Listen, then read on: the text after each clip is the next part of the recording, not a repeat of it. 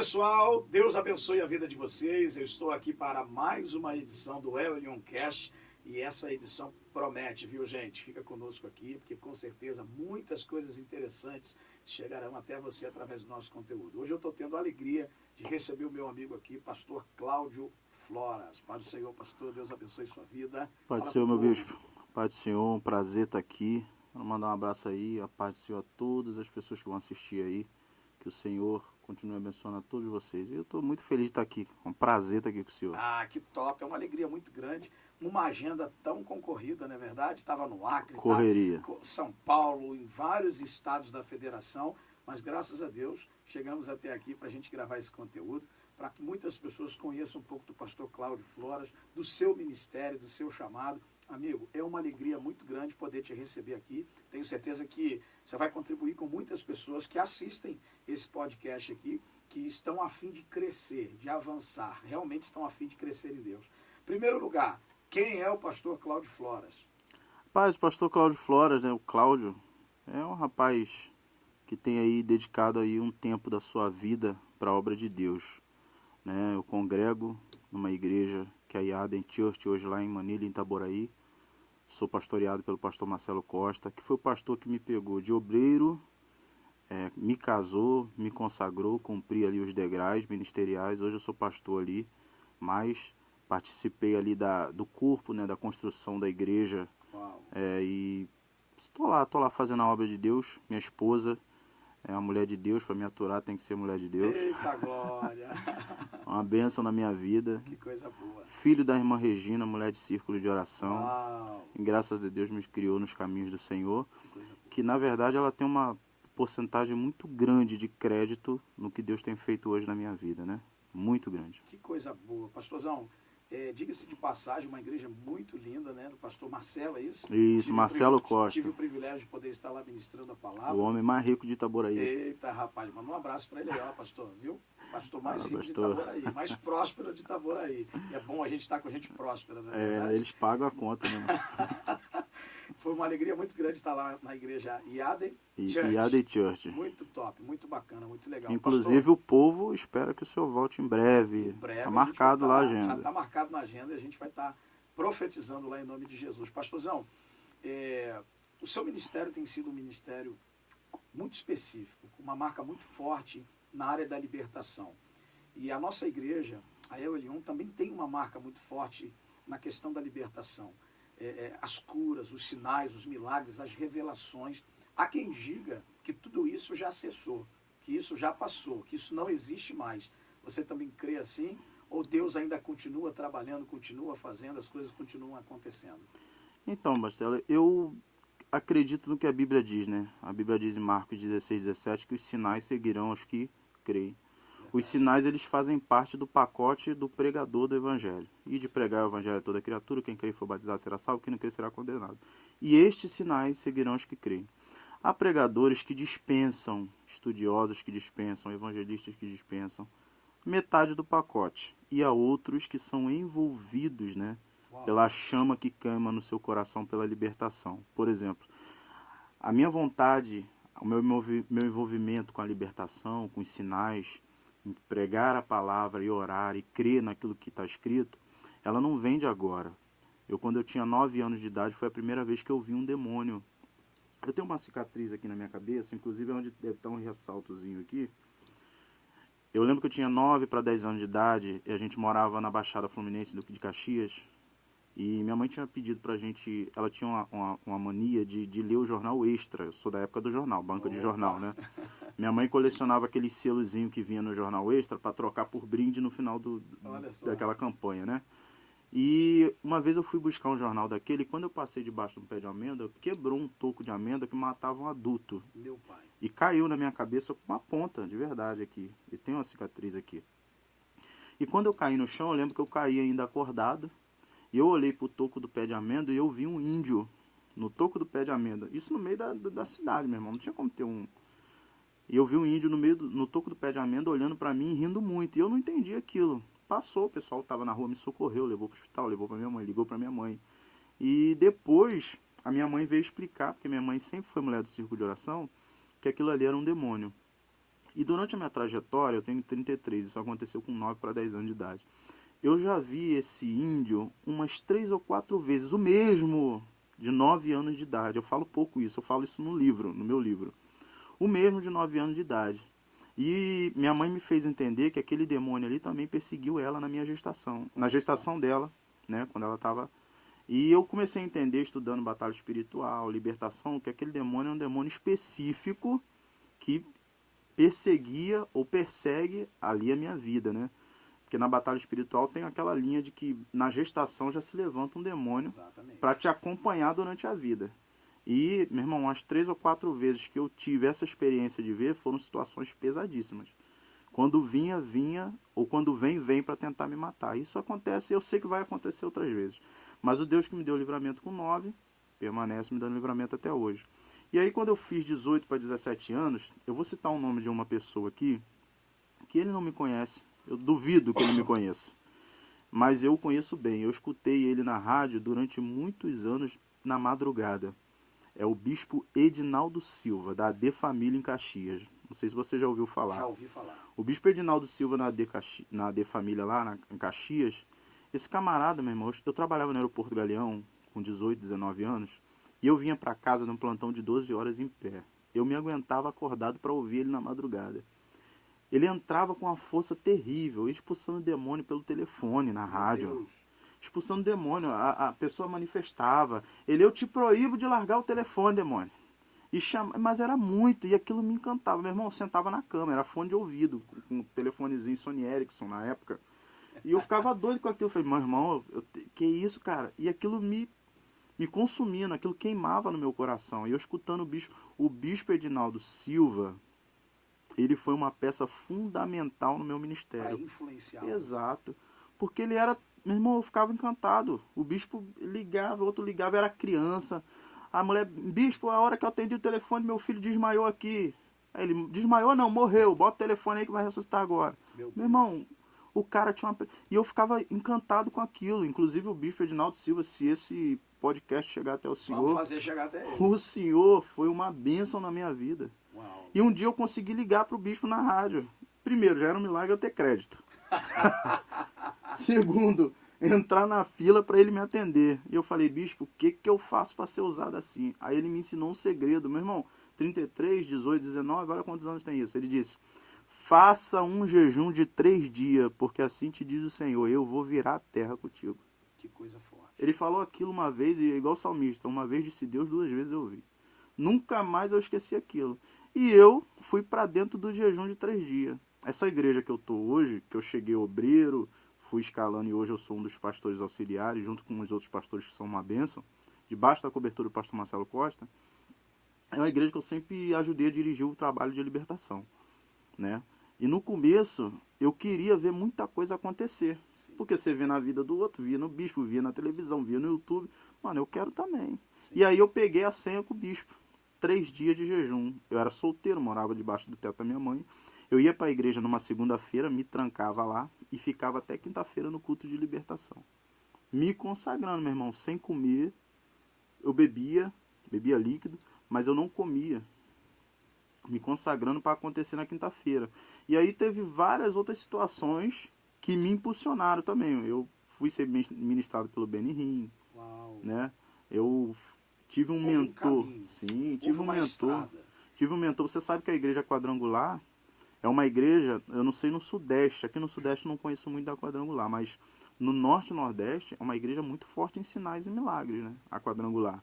Eu tive um mentor, o pastor Fábio Rodrigues, que quando eu tinha uns 23 anos, tipo 10 anos atrás isso, quase 11, porque meu aniversário é em janeiro agora, eu estava passando uma prova terrível financeiramente, eu estava vendendo bala no ônibus. Uau.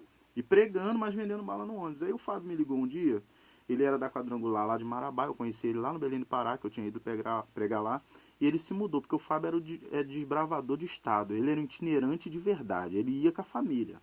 Ele construiu um patrimônio. Acreditava exatamente. Mesmo. Construiu um patrimônio em São Paulo.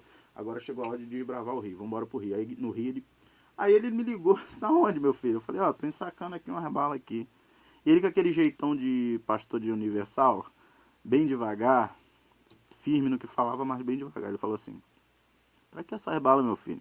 Eu falei, tô indo vender no ônibus. Aí ele falou assim, o quê?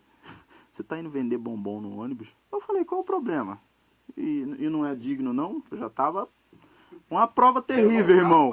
Ensacando bala pra vender no ônibus. O cara me ligar pra me atazanar. Aí ele falou assim, meu filho, Deus mandou você fazer sua mala e vir aqui pra casa. Você vai ficar 3 dias comigo. Aí eu peguei e sambei fora. Arrumei a mala e fui. Jacarepaguá, prédio do condomínio fechado, top demais. Cheguei lá e ele falou, senta no sofá aí, eu vou te falar um negócio. Não vou botar a mão na tua cabeça, não vou orar por você e não vou ungir a tua cabeça. Eu vou te ensinar 3 dias o caminho da libertação. Uau. E você vai parar de vender bala no ônibus, porque é uma profissão digna, mas não é para você. E você vai fazer as conferências de libertação. Eu sentei no sofá 3 dias com ele.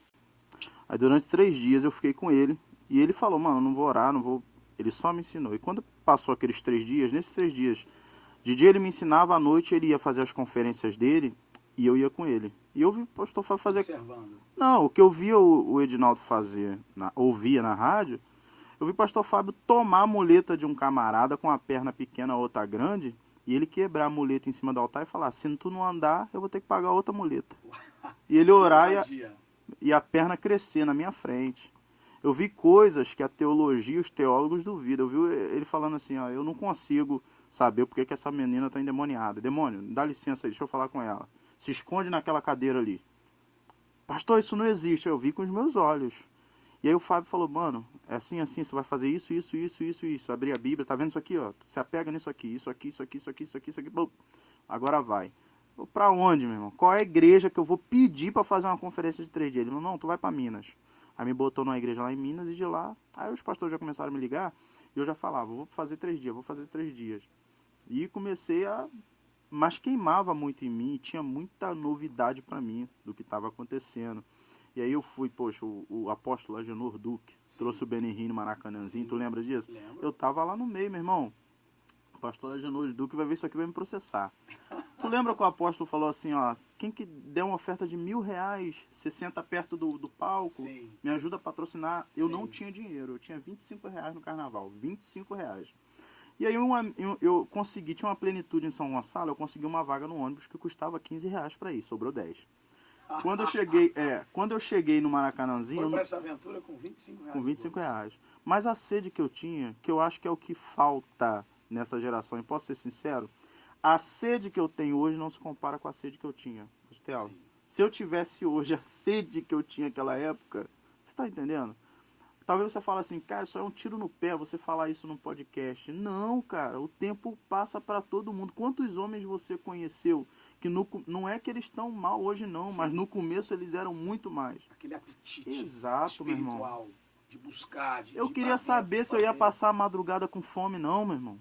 Que eu ia beber água do bebedouro, se tivesse, eu não queria saber disso não. Eu via, cara, descendo do Maracanãzinho, eu descia o ônibus, eu vi paralítico andar na calçada com o apóstolo Agenor Duque, aquele tecladista dele, cantando lá dentro. O paralítico levantava da cadeira de roda na calçada do Maracanãzinho. Eu falei, meu irmão, quando eu cheguei no Maracanãzinho... O Brasil experimentou de muitos moveres assim também, na época do Bispo de Macedo. Exato. Nas concentrações do Maracanã, no Maracanãzinho. Exato. Quantas pessoas soltavam os moletes sem tocar nas mãos. Sem tocar. Da unção dessa atmosfera que esses homens carregavam. Eu digo até que a Universal, ela foi... O Edir Macedo, ele teve, no Bispo de Macedo, ele teve um foco maior, né, nele, porque... Ele era o cara que botou o pessoal que manifestava na cara da televisão, meu irmão. Coisa que nunca tinha acontecido. Não tinha. E hoje em dia dá até ruim você fazer, né? Sim. Mas ele foi pra dentro. E aí eu cheguei lá no evento, eu não tinha. Eu fui pra arquibancada. Quando eu tô na arquibancada, me passa um camarada lá embaixo chamando meu nome. Floras, Floras. Eu falei, não, quem me conhece aqui? Quando eu olhei pra baixo, era um colega lá do Marambaia. Ele desce aqui, ele com colete de obreiro da igreja. Aí, tu não quer sentar perto do palanque, não? Do palco? Eu falei, mano, querer eu quero. Só que eu não tenho R$1.000. E quem pagava a oferta de R$1.000, pagava não, semeava os R$1.000, ganhava uma camisa branca do Congresso, foto do Bender. Tu lembra disso? Eu lembro disso. Eu fui com a camisa polo preta. Aí eu falei, não tem. Ele falou, mano, vou te colocar lá. Eu falei, caraca, mano, tudo colaborando pra... E eu desci, aí desci. Quando eu cheguei perto do local de entrar, ele falou assim, mano, o negócio é o seguinte, A hora que o segurança virar as costas, tu pula a cerca e entra. Eu falei, o quê? Falei, meu irmão, ele falou, mano... Literalmente tomando a força. Aí o segurança virou as costas, ele vai, eu não fui, eu falei, que... Aí perdi, aí ele falou assim, mano, não é assim não, cara, quando ele virar, tu pula. Eu botei na minha cabeça e falei, mano, a oportunidade é agora. Eu preciso ter alguma coisa que esse velhinho tem, com todo carinho, BN. O segurança virou de novo, ele vai, eu pulei a cerca. Bluf! Aí eu virei pra ele, tem um lugar lá na frente, porque o BN é muito zeloso com a hora da palavra e com a unção, né? Tu já viu? E com a ambiência, né? Exato. O BN tem características muito especiais e uma das coisas que eu mais observei nele é que ele depende de criar uma ambiência. E essa ambiência é muito bíblica, né? Prepara-te, ó Israel, para te encontrares com teu Deus. Ele fala uma frase, ele diz assim, a unção ela é arisca e sensível. Tu já viu a Kathleen Kuhlman no YouTube? Tem alguns vídeos perdidos dela, da Kathleen Kuhlman, que foi a mentora do Benny. O Benny ocupou o lugar da Kathleen depois que ela faleceu. Ela era assim também. E o Benny tinha colocado uma família para sair dali, meu irmão. A família pagou a oferta para estar ali, ele colocou para sair. As crianças fazendo aquela algazarrazinha e tal. Ele bem parece com a minha mãe. Ele não admitiu não, ele olhou e falou assim, ó, segurança, tira. Ele tirou uma família. Aí, meu irmão, que homem ignorante, não. Ele falou, ninguém vai roubar a atenção da palavra. Uau. Ele pegou aquela família, botou em cima do palanque lá atrás, num lugar onde eles podiam acessar, ver, mas não iriam atrapalhar. Aí sobrou aqueles espaços, na primeira fileira. Aí, tem lugar lá. Será que alguém estava saindo para que você chegasse? Você tá entendendo, meu irmão? Eu precisava daquilo. E Deus sabia do meu coração, não queria nada não, Bastão. Eu só queria ser usado. Eu queria unção, que eu já tinha lido... Seu foco era na unção. Exato, eu já tinha lido Bom Dia Espírito Santo, a unção. Aí eu fui, sentei lá, e aí a fila de testemunho, de cadeira de rodas, isso aí não deu tempo de testemunhar, mas a fila para quilométrica. Aí ele ungiu umas toalhinhas, o Agenor falou assim, quem dá oferta vai levar a toalhinha, ele proibiu, ele falou, não, pode jogar pro povo, gratuitamente. E aí ele deitou em cima das toalhinhas, jogou pro povo. Eu trouxe duas, na época eu trouxe uma pro meu pastor, uma pra mim, mas ele pegou o terno dele, como ele fazia sempre, e ele fez assim, meu irmão, naquela multidão de branco, só eu de blusa preta. Na filmagem de 2016 aparece aquela multidão indo pro chão e eu no meio. E eu lembro de eu abrir o olho assim, despertar, e se você me perguntar o que aconteceu, eu falei, mano, eu não sei. Falar igual o Cash Luna. Mas também não me ensinaram que eu tinha pulmão quando eu nasci, e mesmo assim eu nasci respirando. Uau. Então eu não sabia usar, mas eu sabia o que tinha que ser feito. Eu sabia que aquilo ali, eu não sabia o que tinha acontecido, mas sabia que aquilo ali tinha influenciado em mim. E ele falou assim, ó, os marcados sentirão uma eletricidade pelo teu corpo durante 7 dias. Pô, dito e feito, 7 dias. Aí eu saí dali, meu irmão, Batistela, falei, mano, é o Benny, não é o Benny que ministrou sobre mim. Eu ia pregar nas igrejas, mas eu vou usar um termo aqui que alguém pode me criticar. Mas eu usufruía da unção. Sim. Faz uma fila aqui que eu vou botar a mão, aquela eletricidade no meu corpo. Aí Deus começou, ali despontou, entendeu? Foi isso que me alavancou, que me colocou ao ponto de ter lugares, porque você sabe que a caminhada do itinerante, do pregador, do crente, ela não é só sucesso, né? Então tem o desânimo, tem a tristeza, então teve um tempo que eu não queria nem orar pelo povo, ninguém, não queria fazer nada, e Deus falou comigo, tu acha que eu te dei e a hora que você não quer é assim mesmo? Não. Eu falei, mas eu não vou orar pelo povo. Só usa quando tá afim? Sim, aí eu ia pregar, quando terminava o culto, eu não orava. Pastor, bem quando o senhor estava pregando, meu braço que está quebrado, começou a queimar. Quando eu fui ver, eu comecei a sentir ele dentro do gesso. Eu vou cortar isso aqui. Já aconteceu no final do culto, pediu a faquinha de serra, cortou, o braço estava colado. 3 dias de quebrado. O pastor estava com uma dor de cabeça. Quando começou a falar, o senhor sentiu um vento que vinha da boca do senhor para cá. E aí começou a acontecer. Demônio manifestar. Você percebe que essa ideia, ela revela pra gente que a unção ela é muito maior do que quem está usando essa unção. Exatamente. Ela tem uma vida própria. Exato. Ela só precisa de um veículo para se materializar na vida de outras pessoas. Mas ela é muito maior do que um sentimento de repente usá-la ou não. Você está dizendo que enquanto você de repente estava abatido por qualquer uma outra situação, Sim, você dizia, hoje eu não vou fazer. Mas você já estava no modus operandi da unção. Ela estava acontecendo sem a sua vontade. Por que acontece? Você lembra que eu falei que eu estava numa prova terrível? A unção me deu aquele poder, mas não me deu dinheiro não, meu irmão. Você está entendendo? Continuei duro. Então tinha vezes que eu estava muito aflito. E outra coisa, o que eu aprendi relacionado à unção? Que o Benny fala muito isso nos seus livros, né? Você não tem que pedir um dom espiritual, você tem que pedir a unção. Por quê? Porque a única forma de você receber a unção é você tendo um relacionamento com o Espírito Santo. Sim. E eu comecei a ter um choque com o Espírito Santo, que eu falo, meu irmão... Interessante essa frase que o senhor falou. Você não precisa pedir um dom, você precisa pedir a unção. Eu costumo dizer que a unção ela é um elemento da necessidade. Sim. Aonde há uma necessidade da manifestação do sobrenatural, vai haver uma unção. Exato. Há pessoas que dizem assim, eu quero ter unção, mas me coloca nas melhores igrejas.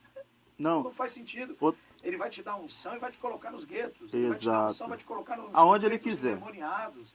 Óbvio que você vai falar aos doutores, aos prósperos, aos ricos.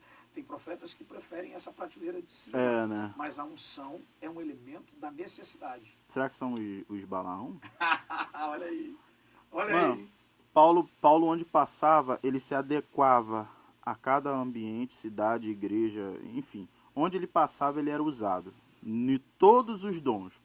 Quando Paulo fala isso, Paulo está dizendo o seguinte, eu não sou cheio de dons, eu sou cheio do Espírito. Não é o Espírito que dá os dons segundo a necessidade da igreja?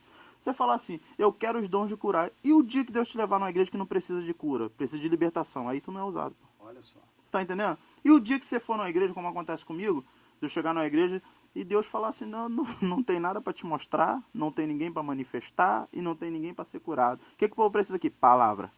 Olha isso.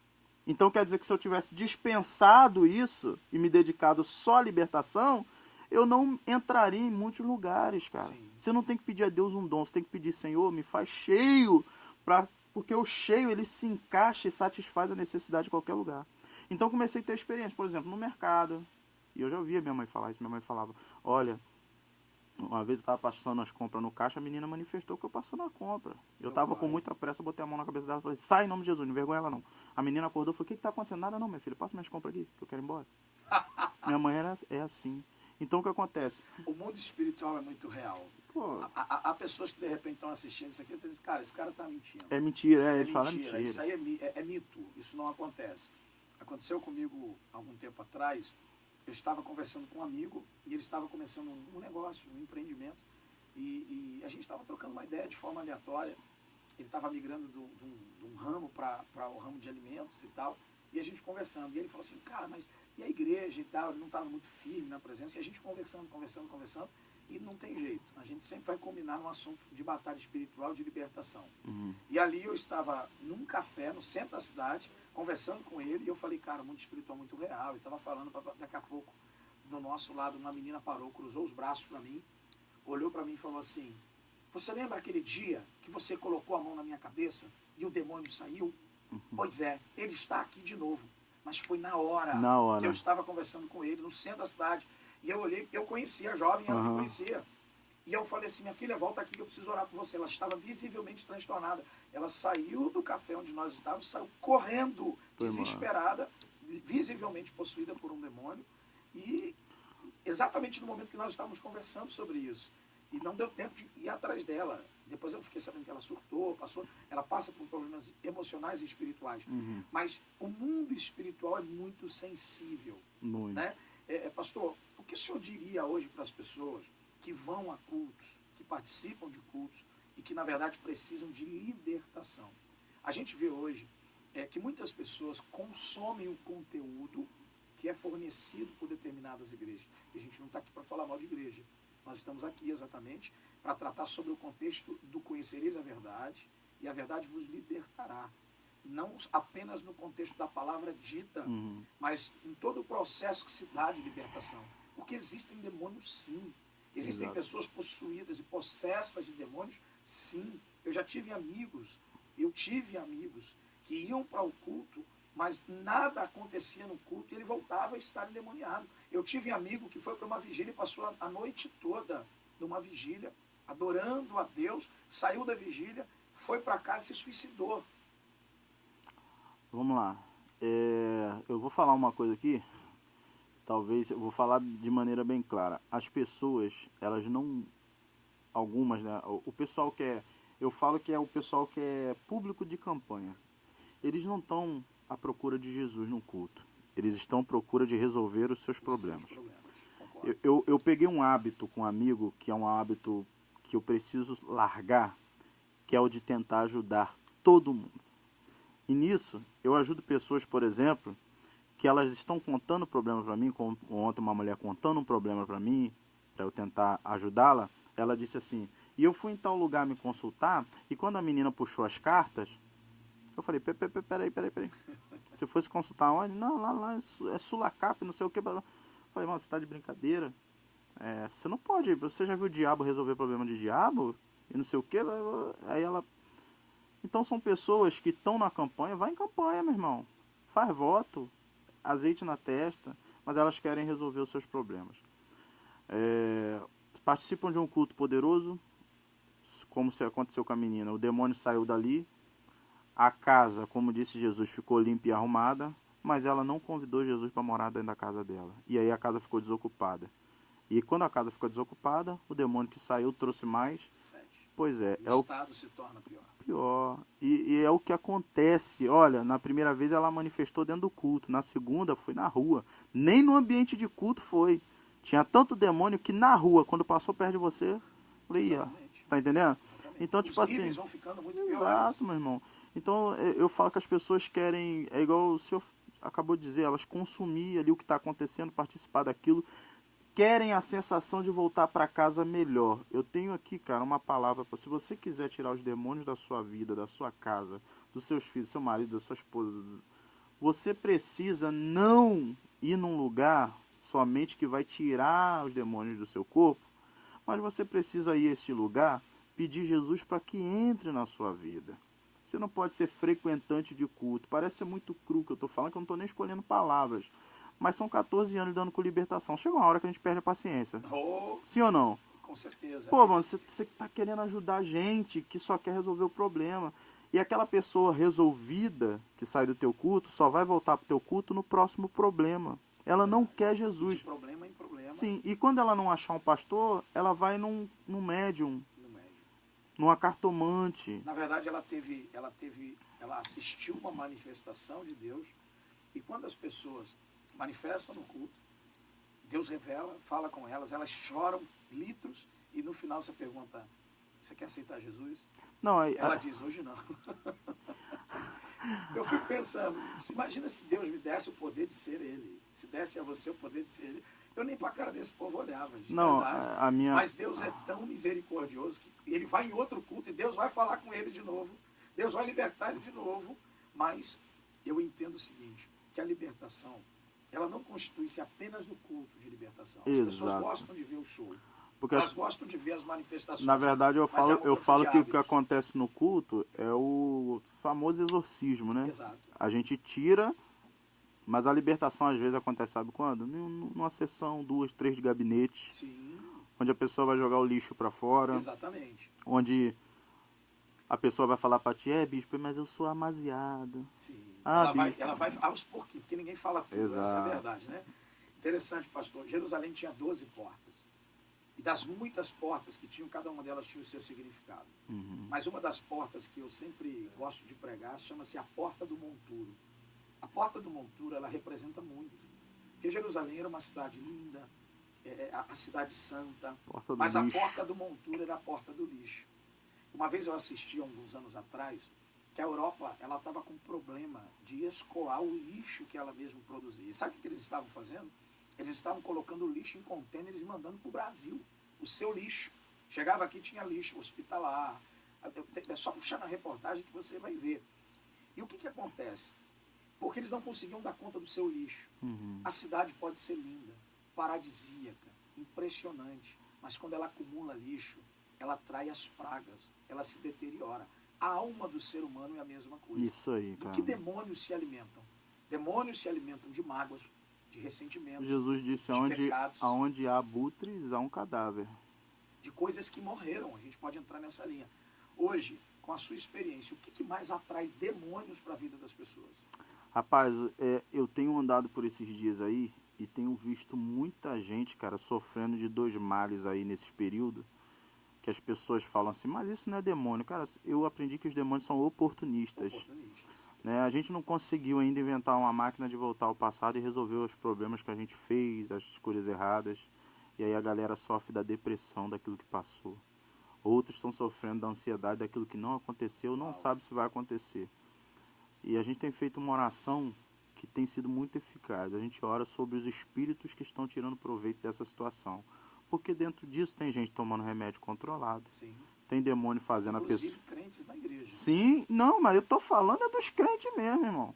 Dos frequentantes de cultos de libertação. Estão tomando remédio controlado. Eles estão vendo o dia amanhecer. Eles estão no culto, meu irmão. Você pode ver que tem gente que chora compulsivamente, que fala, né? Sim, E você vê, rapaz, a pessoa ela não está envolvida no culto. Ela está ali no momento de despejar o problema. As pessoas estão... E a gente faz uma oração dos demônios que estão tirando proveito. Quando você vê a pessoa está manifestando demônio, onde é que você está? Sentado na beira da cama. Onde é que você está? Estou no travesseiro. Onde é que você está? Estou dentro do quarto. Olha como é que eu tenho visto por onde eu estou passando. Estou falando de estados, de igreja, de várias denominações, as mesmas situações. Sim. Eu acho que hoje em dia as pessoas estão acumulando dentro de si isso que o senhor falou, lixos. Lixos. Fora a ansiedade daquilo que vai acontecer, se é que vai acontecer, se é que vai sair do jeito que ele quer, ou se vai dar errado, se vai dar... Meu irmão, os demônios estão tendo ali um banquete. Um banquete. Eles estão andando em lugares áridos, mas eles sabem para onde voltar. Eles sabem para onde voltar. E esse... Porque já teve... Vou te falar, já foi aquela época dos demônios... A gente ora por libertação, encruzilhada, beira, a gente ora. Mas você notou que isso aí, o efeito está diminuindo? Sim. Porque você entende que nós crentes às vezes demoramos a nos atualizar, sim, mas o inferno não é assim, ó. É em tempo real. Esse tempo aí, no que eles estão trabalhando para mim, nisso. Nunca se ouviu falar tanto, meu irmão. Você pode agendar. Daqui tantos dias vai aparecer um querendo pular da ponte de novo. Sim. Daqui tantos dias um vai matar a família de novo e vai se matar no final. Sim. Tá caminhando nessa linha. Os demônios suicidas, né? A jogatina, meu irmão, o negócio tá demais. Então eu tenho orado por isso, que eu tenho usado essa estratégia. E eu tenho visto muita gente, cara, acumulando dentro de si coisas que deveria ter jogado fora. Exatamente. E eu vejo assim, eu sempre falo no culto, olha, isso aqui é um corpo a corpo rápido. Mas olha, você precisa ir no gabinete, cara. Você precisa marcar um gabinete, você precisa...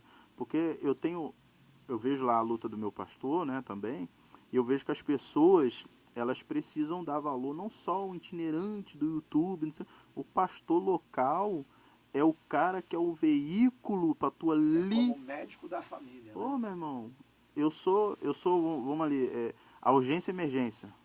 O itinerante é urgência e emergência. Chegou para tratar o problema. Mas o especialista exato, é o pastor cara. local. Você vai perceber que a igreja local ela tem um valor muito grande. E a gente está vivendo uma transição, eu pelo menos percebo isso. Faço agora 20 anos de ministério. Olha aí. E eu percebo que a igreja está vivendo um momento onde ela está deixando de fazer aquilo que realmente eram os princípios que se esperava da igreja, para ela atender os anseios de um povo ansioso, que quer as coisas de uma forma imediata. O ser humano sempre teve desejo por conhecer o futuro e sempre quis as coisas de forma imediata. Então os pastores, né, a gente esteve aqui também no Evangelion Cast entrevistando o pastor Yosef, e ele estava exatamente falando sobre isso. O pastor que hoje quer pregar a palavra do jeito que ela é, fazer as coisas como a Bíblia determina, ele não terá uma igreja atrativa. Ele não vai ter uma igreja com público. Exato. E isso vai trazer para ele a sensação de que as coisas não estão dando certo. Porque as pessoas não querem a palavra. Não querem mais Elas isso. querem resolver o seu problema financeiro, elas querem resolver o seu problema amoroso, elas põem a foto no altar do marido da outra. Para Deus matar a outra e dar o marido para ela. A macumba gospel. Elas querem de verdade resolver, foi muito bem colocado, o seu problema. Aí. Só que elas não param. Porque o processo da libertação ele é um conjunto. Eu acredito que no momento que a autoridade está sobre o profeta, ele identificou que é um espírito atuando ali, na determinação ele vai ter que sair. Agora me fala assim, só um minutinho de interromper. Como o itinerante vai ver um demônio que está ali, o demônio fala, você está onde? Eu tô nos vícios. Aí você manda embora. Uf. Agora, eu como itinerante tenho como ficar na sua igreja e tratar esse rapaz e ir atrás dele e ver...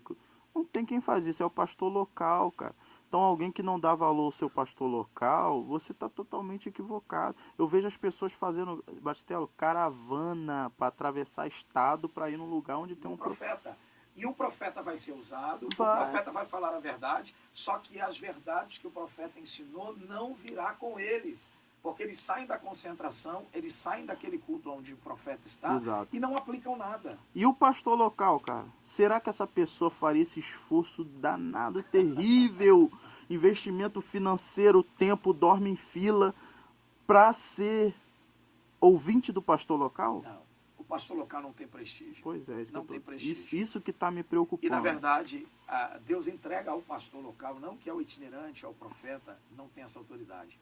Mas a gente ignora, muitas vezes a gente está percebendo a igreja atual ignorar os 5 ministérios. Uhum. O evangelista, ele sempre vai ter uma ênfase de ganhar. Isso. Mas ele mesmo deu uns para profetas, outros para pastores, outros para evangelistas, outros para mestres. E assim a gente vai ver como que funciona o ecossistema dos ministérios. O pastor local, ele é aquele que traz o discipulado. A partir do momento que aquela pessoa recebeu o impacto. Eu tenho pessoas que caminham comigo aqui na igreja, que chegaram aqui na igreja e receberam uma revelação de Deus, demônios saíram, houve manifestação, mas elas estão até hoje porque nós fomos à casa, sentar à mesa. E quanto tempo você gastou para construir essa bênção que está aí hoje? Exatamente. Mas depois que aconteceu aquele momento, nós fomos à casa, sentar à mesa, nós fomos ouvir, nós fomos discipular, e como até hoje estamos discipulando, faltou o culto, a gente liga. Então, assim, esse processo do discipulado é a continuidade da libertação, que a pessoa está em processo de libertação. Demônios, é um ponto muito interessante que o senhor falou aqui, demônios são oportunistas. Não há como viver nessa terra sem ser ferido, sem ser traído, sem ser decepcionado, sem tomar decisões precipitadas. E tudo isso vai abrindo legalidades e oportunidades para que demônios entrem. E muitas pessoas às vezes acreditam que elas estão só passando uma fase ruim. Mas existem fases ruins que nunca terminam. Já viu? Exato. É miséria que nunca, provas financeiras que nunca acabam. Não só terminam, como elas passam para a próxima geração. Para a próxima geração, vamos entrar nisso. O senhor acredita que existem muitas pessoas que abriram uma porta de legalidade na família e isso se estabeleceu e a partir daí isso vai se perpetuando na família? Pelo fato de que, eu sempre falo, inclusive falo no livro, as pessoas morrem. Um trabalho oferecido numa encruzilhada, num cemitério, aquilo ali se deteriora ali mesmo, não dura. Só que o altar que foi levantado no mundo espiritual, ele precisa ser quebrado. Pastor, altares podem ser quebrados? Até o de Jeová, Elia teve que consertar porque estava quebrado. Que Acabe tinha quebrado. Quanto mais... Então o que acontece? As pessoas levantam um altar, que eu faço live às vezes, cara, as pessoas manifestam demônio na live, você fala assim, né? Porque na live, cara, numa conferência, em algo que tem outros espectadores, seja em igreja, seja... A gente precisa fazer algumas coisas para que a igreja entenda o que está acontecendo. Sim. Às vezes, uma vez perguntei e o demônio falou assim, não, foi a avó. Meu irmão, calma aí, a avó já tinha falecido, pô. A mãe já tinha falecido, a pessoa manifestada era uma idosa. 60 e poucos anos de idade, com o celular na mão. Meu irmão, quanta gente sofreu. E eu vou te falar, eu não perguntei se tinha filhos ou filha, mas se tem filhos ou filha, também já está sofrendo. Por um altar que foi levantado lá atrás, irmão. Você está pagando, você está colhendo um negócio que nem foi você que plantou. Isso precisa ser quebrado. Isso precisa ser quebrado. Agora fale isso numa sala de teológica. Fale isso numa sala teológica. Acredita. Jesus levou toda a maldição na cruz. De fato, de verdade, levou. Só que o que eu entendo a respeito dessa transferência e dessa herança maldita? Eu chamo de herança maldita. Isso. Que tem gente que deixa dívida, né? Tem gente que deixa herança para só pegar e desfrutar. Mas tem gente que deixa maldição. Hábitos. Exatamente. Que não foram modificados, alimentam espíritos ancestrais. Agora... Hábitos que não foram modificados, alimentam espíritos ancestrais. Por exemplo, como que funciona a cabeça de uma jovem que assistiu todas as mulheres da sua casa se divorciarem? Exato. E ela agora está casada. Ela vai olhar e vai dizer... Se não der certo, eu te largo. Minha mãe sobreviveu sem marido, eu também vou. Então a cabeça dela já está configurada para dar continuidade à mesma sequência de pecados. E eu falo o seguinte, cara, Jesus levou todas as maldições, beleza, mas quem passou pela cruz e resolveu vivê-la. Uau. Não, você passou... A cruz tem efeito para quem carrega. Claro, meu irmão. Jesus disse o quê? Aquele que não toma sua cruz e não vem após mim não é digno de... Ele está dizendo, não é digno de mim, não é digno do que eu trago, não é digno da vida abundante, porque tem que passar pela cruz. Aqui vai um recado para todo mundo. Não adianta, meu irmão, você vir na igreja em dia de domingo, botar sua melhor maquiagem, melhor roupa, levantar a mão. Mas você viu hoje num culto de libertação, ou quinta, como é lá na minha igreja, e... Mano, eu já vi gente no culto na quinta e na sexta postar sextou numa balada. Então você veio no culto, na igreja, o pastor fez tudo que podia por você, só que a sua cruz você não quer levar. Então você não quer viver uma nova vida. Como as maldições serão quebradas na tua vida? Se o pastor quebra o altar, chega em casa, tu levanta de novo. Interessante o que o senhor falou. Eu participei do processo de libertação de uma mãe de santo. Foi pesado. Foi a primeira experiência que eu tive. A minha família toda veio do espiritismo. Eu acredito que Deus, aonde abundou o pecado, superabundou a graça. Então Deus me usa hoje também num ministério muito semelhante de libertação. E a minha Eu acompanho o senhor. A minha família toda veio, né? A referência que nós tínhamos de fé, e eu amo os espíritas, amo os umbandistas, amo eles todos, abraço, beijo, mas não compactuo da mesma fé e respeito demais.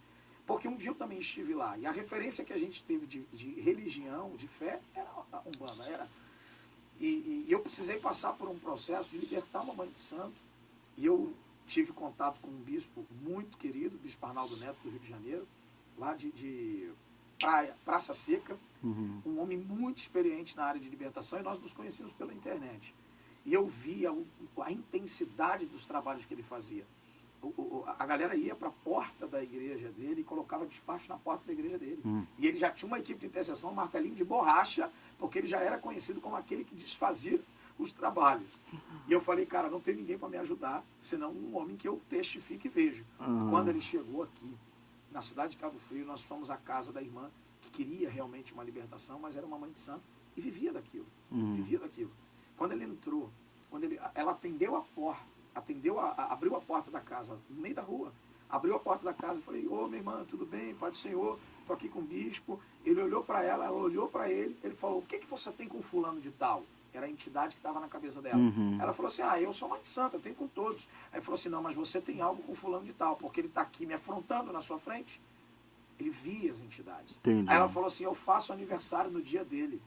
E aí ela manifestou, metade do corpo dela ficou para dentro da casa, e outra metade ficou na porta de casa, na rua, todo mundo passando vendo, 2 da tarde. Ele falou, Batistelo, será que você não sente? Olha o cheiro deles aqui, cara. E eu estou vendo eles aqui. E aí você explica isso para um pastor mais tradicional, para os crentes mais renomados. Na verdade, eles ignoram a realidade do mundo espiritual. Não é uma crítica, mas é o que a gente vive.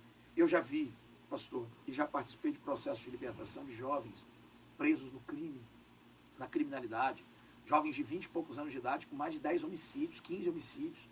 E quando a gente colocava as mãos sobre um, manifestavam 3 na sala, de tamanha legião que esse jovem carregava. E todos aqueles que estavam envolvidos ali, os espíritos se conectavam. Eu já vi pessoas andando para trás, subindo na parede. Meu Deus. Se cortando, e não se cortando, mastigando vidro. E as pessoas dizem, isso é coisa de filme. Né? Hoje, antigamente nós não tínhamos um aparelho como esse, né? E hoje, às vezes, dependendo dos vídeos que você posta, eles caem. Eles caem. Né? Mas, na verdade, quem conhece da batalha espiritual real, nua e crua, sabe bem do que a gente está falando. Eu passei um ano, cara, numa guerra muito grande, mas aquilo me trouxe a guerra de mais ou menos um ano. Eu já tinha passado pela mentoria dessa galera que eu falei, que eu respeito muito, e eu fui pregar no encontro com Deus. Ou o ambiente para acontecer essas meu coisas. Irmão, eu era muito chamado em encontro com Deus, mas acontecia cada loucura que eu falei, meu irmão, filma isso. O demônio cair e falar assim, tô na gaiola. Eu falei, que gaiola? Tô na gaiola, na varanda dela, que ela ganhou um passarinho da vizinha, o passarinho morreu, mas antes a mulher ofereceu e deu o papagaio pra ela, mas eu fiquei lá na gaiola. Uma senhora de 50 anos de idade, meu irmão. Doideira, demônio manifestar e dizer, tô na galeria do celular dele, um garoto de 16 anos. Tô na galeria cheia de pornografia. Mano, dentro do encontro com Deus. Eu cheguei no encontro com Deus uma vez, uma obreira corria de mim. Eu falei, o que tá acontecendo? Pastor, aquela mulher lá não tá normal não, andando assim no meio do sol quente. Aí eu falei, vem cá, colete de encontro, trabalhadora. Não quero não. Falei, vem cá, pai, que eu vou falar com você. Não quero não. Vem aqui agora. Aí foram lá buscar ela, quando chegou perto de mim já manifestou, trabalhadora do encontro. Mas aconteceu uma coisa no encontro uma vez muito interessante. Coisas que até se você parar para pensar, você fala, mano, isso não é real. Eu fui no encontro com Deus, aconteceu num brisolão. Foi num brisolão da vez, não foi no sítio. Era no sítio, aí depois eles mudaram para um brisolão. Não foi da minha igreja. E cheguei no encontro, manifestou um rapaz. E esse rapaz, cara, um demônio manifestou e eu falava com o demônio falava, mas eu não entendia nada que o demônio falava. Era uma língua de blá blá blá blá. Eu falei, cara, meio angolano, uma língua que eu não consigo entender, meu irmão. E eu perguntava, ele respondia, mas eu não entendi o que ele estava falando. Isso, assim, eu parei o encontro, falei, olhe pra cá, porque no encontro você sabe que ali é pra impactar a galera, né? Claro. Olhe pra cá pra vocês verem o que é isso aqui, ó. Só que eu mesmo não sabia o que estava acontecendo. Ele, blá, blá, blá, blá, blá, blá. E muita gente manifestada no encontro. Aí eu falei, Jesus, o que é isso? Aí Deus falou comigo assim, Cláudio, a mãe dele pergunta quem é. Aí eu falei, quem é a mãe dessa mulher, desse cara aqui? A mãe estava no encontro também, participante do encontro. Ex-mãe de santo. Mas a menina, a mulher era daquelas que entrava no avião e ia para África. Ia para Bahia. Alto nível. Isso, mas estava no encontro com Deus. Dentro de Itaboraí, comunidade da Reta Velha. Aí ela estava ali, já tinha largado, estava ali buscando a libertação e o filho dela estava manifestado. Aí o Espírito Santo falou assim comigo, Cláudio, ele não é daqui não. Eu falei, mas como assim não é daqui, né? Eu pensando comigo, é da onde? Aí ele falou assim, ó, esse demônio aí veio lá da África, pergunta a mãe dele. A mãe tinha levado a criança, quando era criança, o rapaz, para apresentar lá em Angola, meu irmão. Uau. E o garoto estava ali no encontro e a mãe também participando do encontro. E ele falava, e o Espírito Santo falou assim, agora eu vou traduzir o que ele está falando para você. Ele começou a falar embolado, mas eu comecei a entender o que ele estava falando. E conforme ele estava falando, ele falava que ia me matar e que ia virar o meu carro. E quando ele falava que ia virar o carro, eu vi um carro capotando assim, ó. E o demônio falando, eu vou virar teu carro quando você sair daqui. O carro que eu estava, né? Eu vou capotar o carro, eu vou dizer o que, blá, blá, blá. Aí Deus falou assim, ó, sozinho, Cláudio, não, chama a intercessão. A intercessão fez aquela corrente e o Espírito Santo falou, esses demônios que estão manifestados aí embaixo aí estão tudo dando força para ele aqui em cima. Aí eu falei, meu irmão, não tem um bispo Edinaldo Silva? Não, eu feri a teologia de todos os lados. Eu falei, então tá.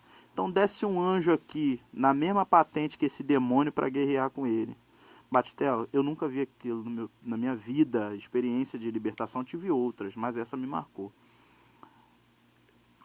Eu disse que para você que eu vejo um demônio de vez em quando, que é específico na minha vida de tempos em tempos, às vezes de mês em mês e outras vezes de anos em anos.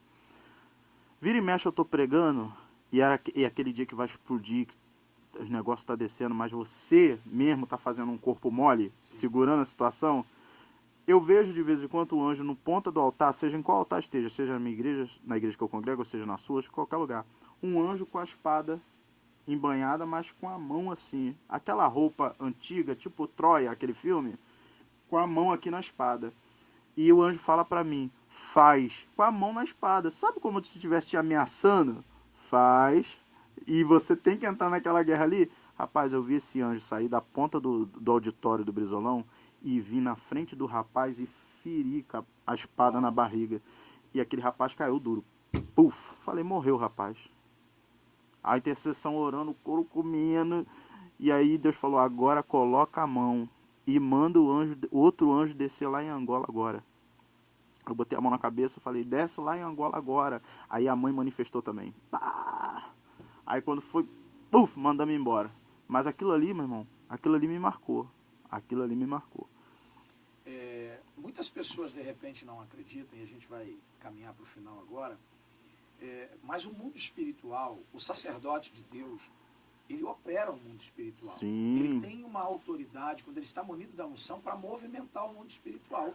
Algumas pessoas não creem assim. Não creio. Mas, por exemplo, quantas pessoas vão procurar um sacerdote da magia negra, vão procurar um sacerdote de outras linhas, que a gente sabe bem, mas e esse cara tem também um acesso ao mesmo mundo espiritual, porque o mundo espiritual é um só. Exato. Ao mesmo mundo espiritual. E aqui ele consegue mover algo lá. Exato. Eu me lembro de uma vez que minha mãe era muito envolvida com toda essa situação e ela tinha se desentendido com o seu antigo marido. E ela servia a uma determinada entidade.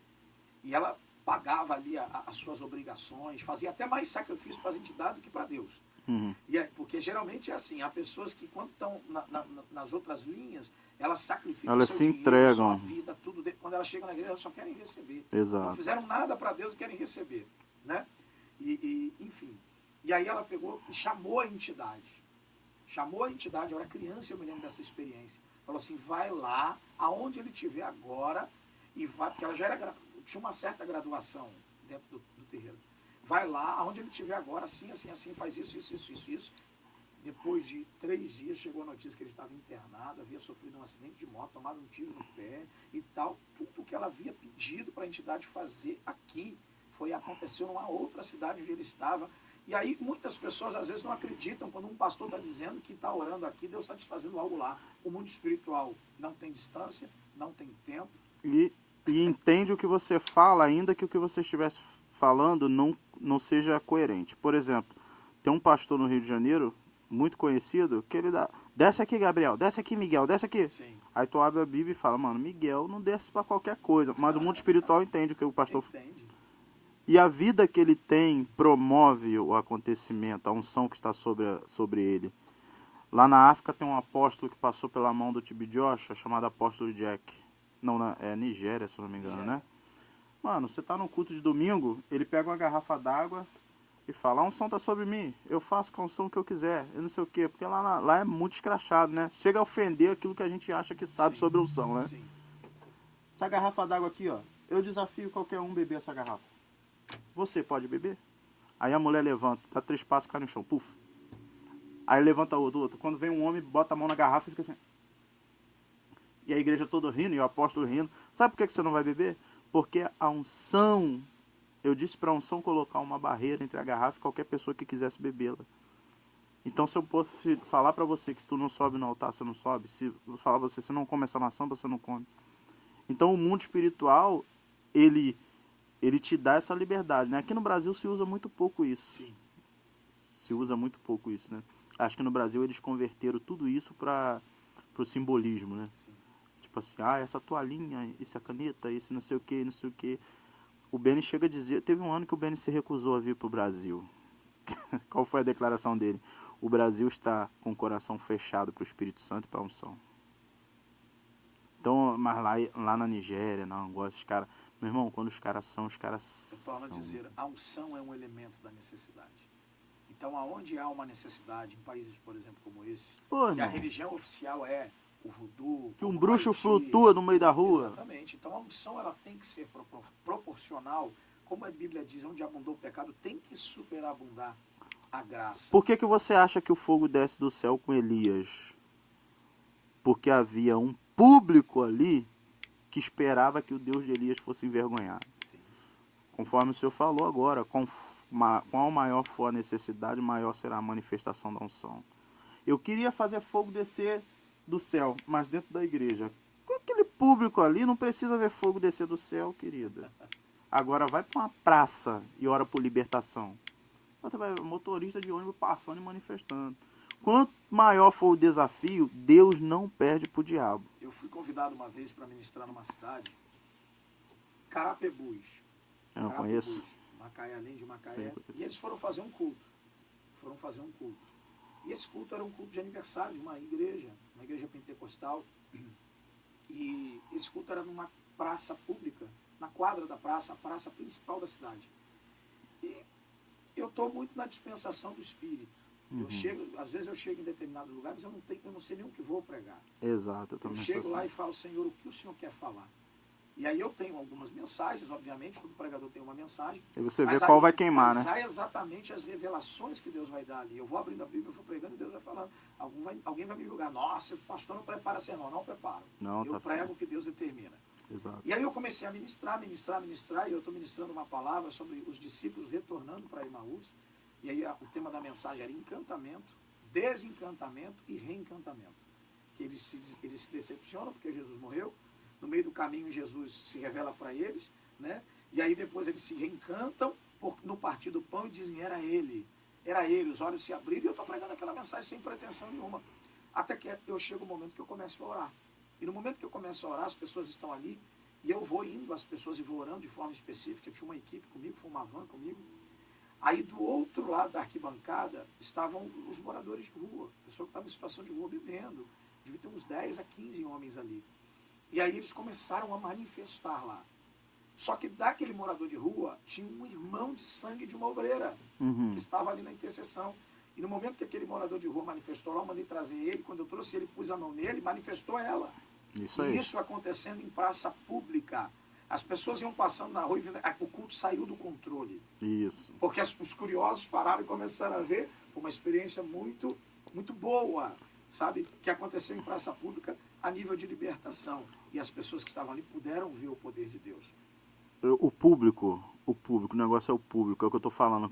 O Espírito vai te usar conforme a necessidade. Mano, dentro da igreja não tem esse público que você acha que tem, que a gente acha que tem. Mas se você for pro meio da rua, Deus vai te usar muito mais. Rapaz, essa galera que vai no presídio, tem 50 detentos, os 50 vão manifestar. O público.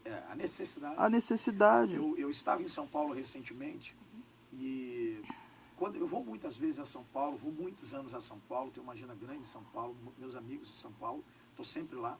E eu estava ouvindo a história de alguém que participava da Igreja Deus e Amor, contando a história do Davi Miranda. Davi Miranda foi um ícone da libertação, dos sinais e dos milagres no Brasil. Um homem de oração, né, Um homem cara? de oração, né? E que também sofreu muitas retaliações, e eu vou te fazer uma pergunta também em cima disso. Algumas pessoas, quando falavam do Davi Miranda, diziam que ele subia em um caminhão.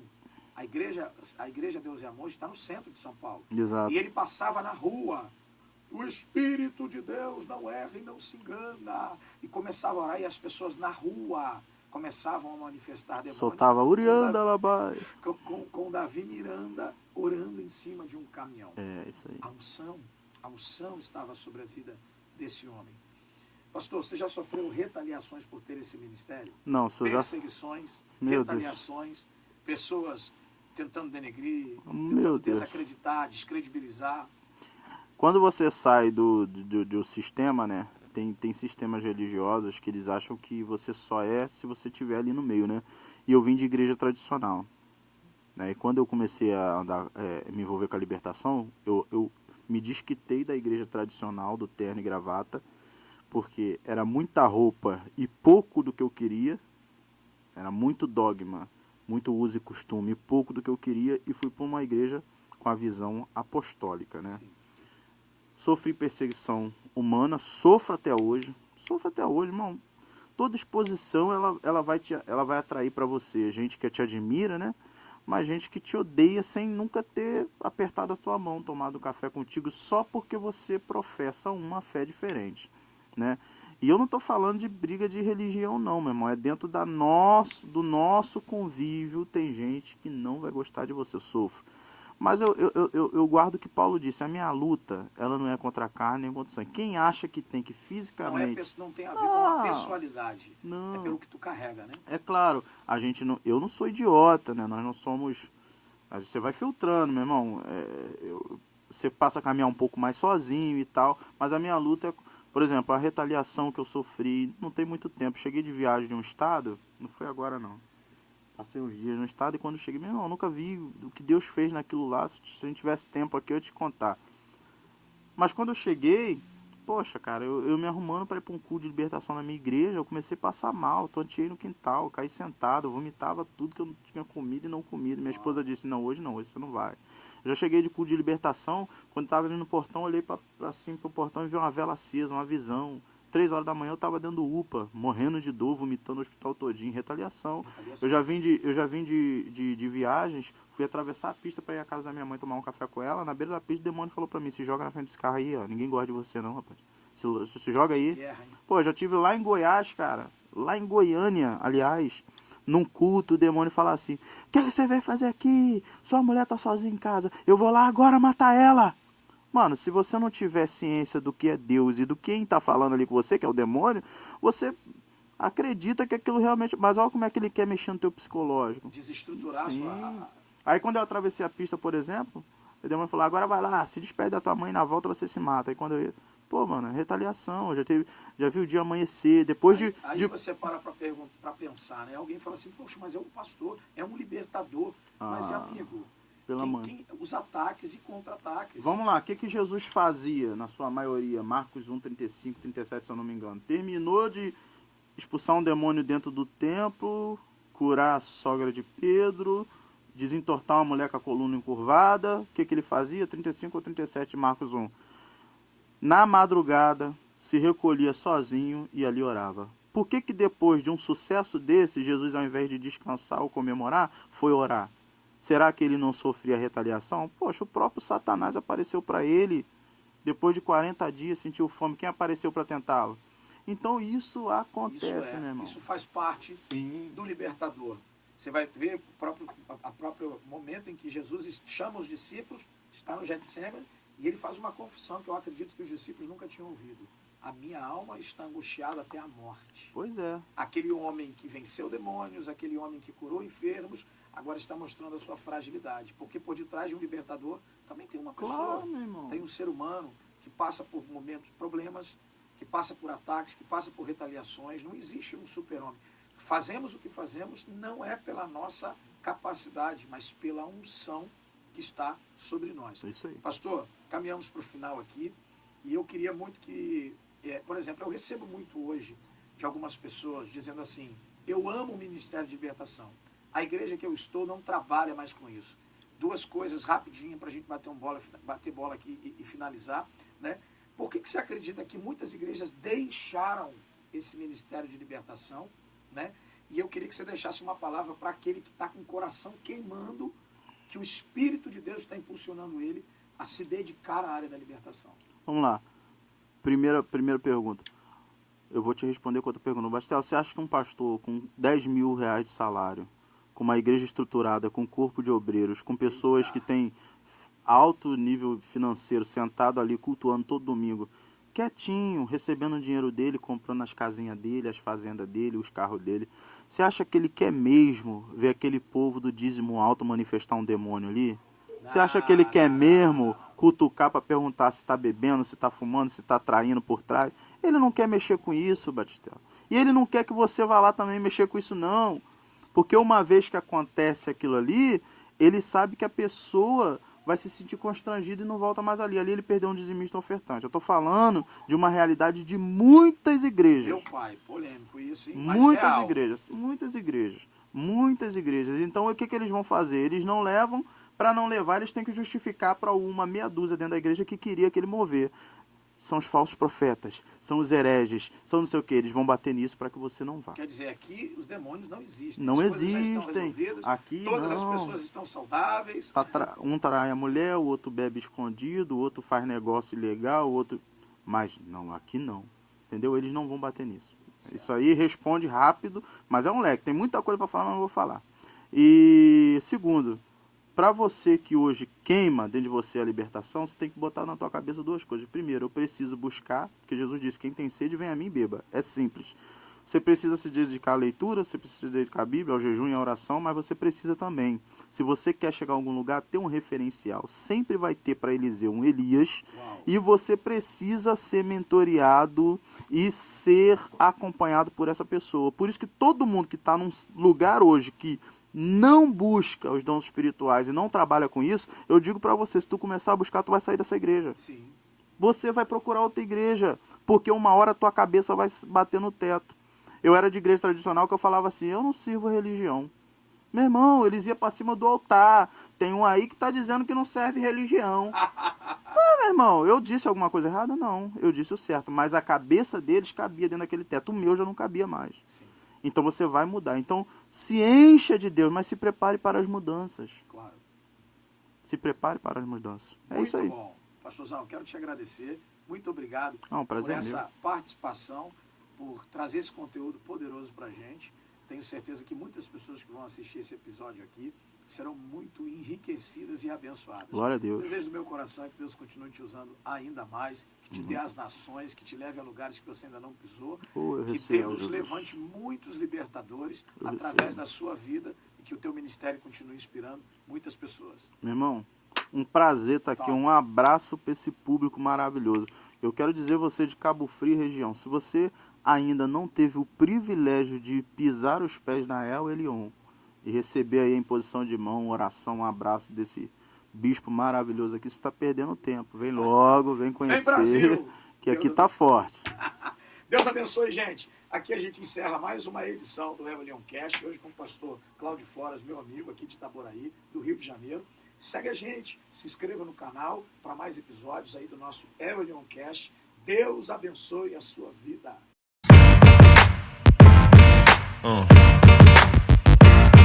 Yeah.